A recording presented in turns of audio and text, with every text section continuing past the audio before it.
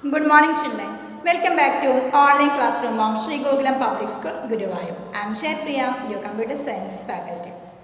See, children, in a program, all the statements are executed on the basis of sequencing, selection, and iteration.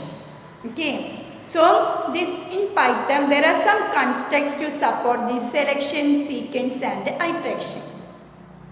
Okay. See, children.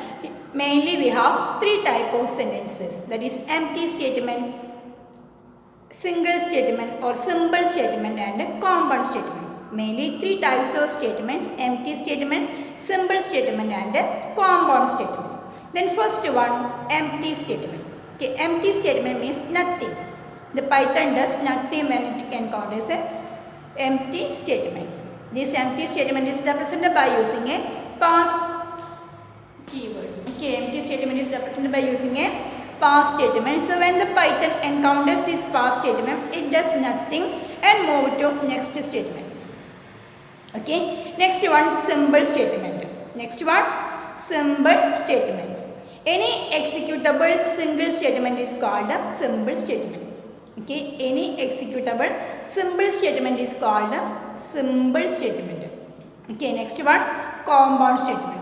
Compound statements are made up of a set of simple statements, okay, and is act as a unit. Okay, the common statements are made up of simple statements and is act as a unit. In this common statement, we can divide into two, that is conditional statements and loop statements. Conditional statements and loop statements. Conditional statements means a set of statements will execute only on the basis of some particular condition is called conditional statements.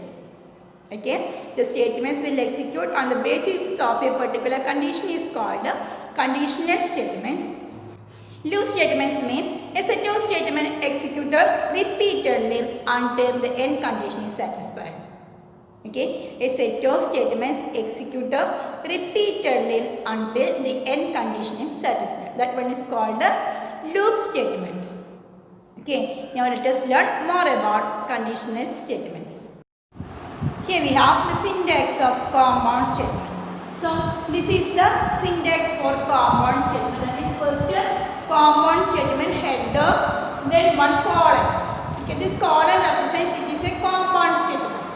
Okay, then intended body. This body have to indent and write. Okay, then let us discuss about if statement. Discuss about if statement. If means if condition. Okay, when the condition is satisfied, then a set of statements will execute. Okay, this is simple if statement. Simple if statements means this when the if statement executed or when the if statement satisfies the condition, then a set of statements will be executed. Here we have an example. Two variables num1 and num2. In this number, we can read first number by using this input keyword enter a number.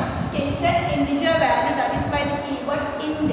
So the statement is int input enter a number is equal to. Okay, then that number will be read into num1 and second number will read into num2. Okay, then you can check if num1 less than num2, then colon. Can you see the colon? Okay, this colon indicates that this is a compound statement. Okay, this is a compound statement. That is, if the condition is satisfied, then these are the multiple statements. These are the compound statements. It's a block of statements. Okay, when this condition is satisfied, then this block will be executed. Okay, here see both are indented right. Okay, otherwise it will execute. Then after executing this one, this will execute this statement also. Okay, so first check num1 less than num2.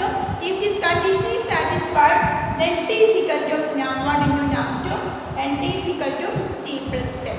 Okay, then replace the value num1, num2, t. Okay, the conditional statement. First check the condition. If the condition is true, then it checks, then it execute a block of statements. Clear? Okay, the next one, if else. Okay, this one is simple if. Next one, if else statement. If else statement, See, this is the syntax for if-else statement, that is if condition expression colon then a set of statements else a set of statements. Okay, that is if this condition is satisfied then execute this set of instruction, otherwise it takes else statement then execute this set of instructions. Okay, if condition is satisfied then execute this set of, otherwise execute this set of instructions. Here we have an example, two variables a and b, a is equal to 10 and b is equal to 20. So check if a less than b. See, can I say colon here? That means it's a conditional expression. Okay. Then if a less than b, if this condition is satisfied, then execute print a is smaller number.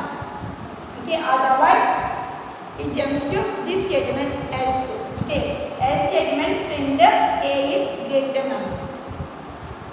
Okay. If a less than b means a is smaller number. If otherwise a will be greater.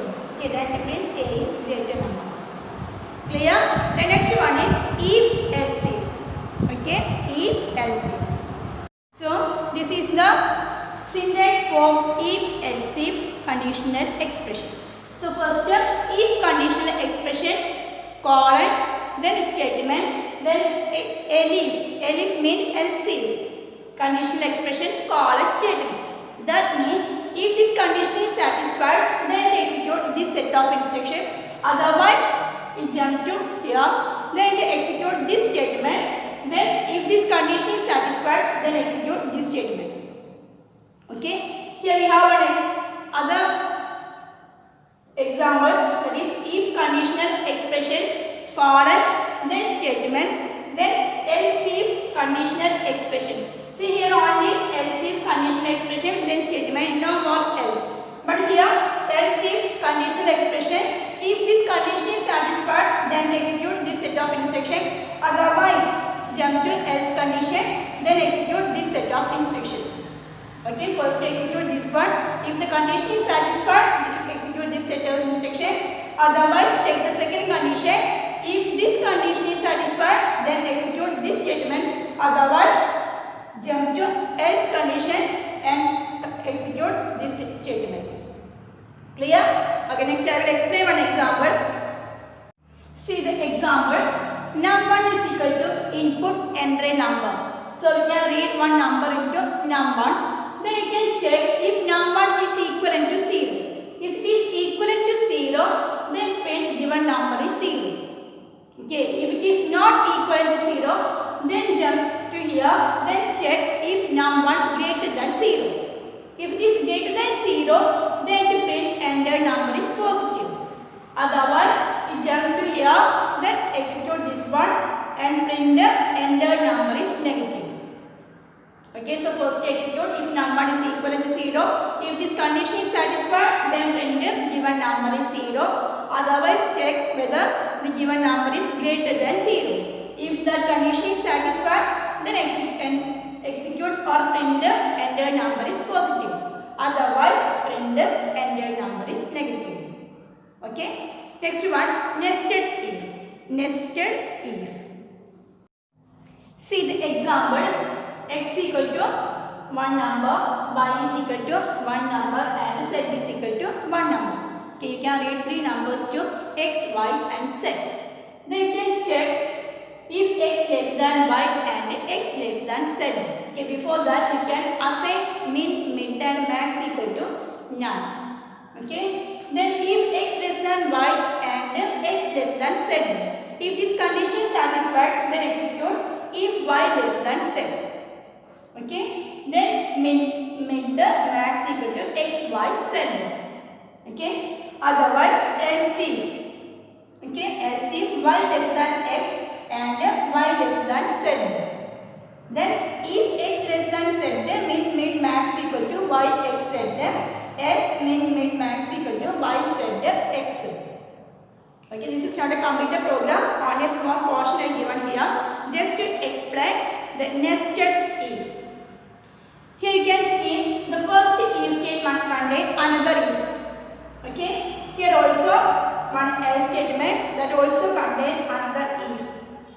Okay, so this one is when an if statement contains another if statement, then it is called a nested if.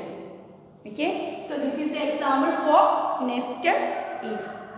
This is an example for nested if. Okay, when an if statement contains another if statement, then it is called a nested if. Okay. Next one is storing conditions. Storing conditions means suppose if the condition is more complex, then the program will be also more complex.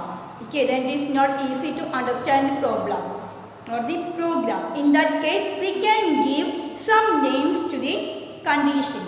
Here we have an example, that is b comma c is equal to 2 comma 3. b comma c is equal to 2 comma 3. Then all is the name for this condition.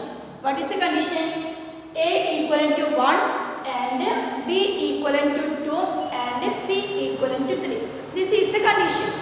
Okay, A equivalent to 1 and b equivalent to 2 and c equivalent to 3. This is the condition. The condition is named as all. This condition is named as all. Then you can check if all. Instead of writing this full condition, instead of writing this full sentence, you can simply write if all. Okay, that is if all means if A equivalent to 1 and b equivalent to 2 and c equivalent to 3. Okay, if this condition is satisfied, then print the condition fulfilled. This one is called storing condition. Okay, that is we give one name to the condition. Clear? Okay children, now I believe you all have understood the topics that we have discussed today. That is if else and if else if and nested if. Okay, please do more programs by using your own concept. Okay, you can select a program, or if you have the textbook, you can choose the questions and work out from your home. Okay, do maximum coding from your home, then only the concept will be more clear to you. In case anyone have any doubt, please feel free to call me. I will clear your doubt. Okay, see you again. Till then, take care. Bye.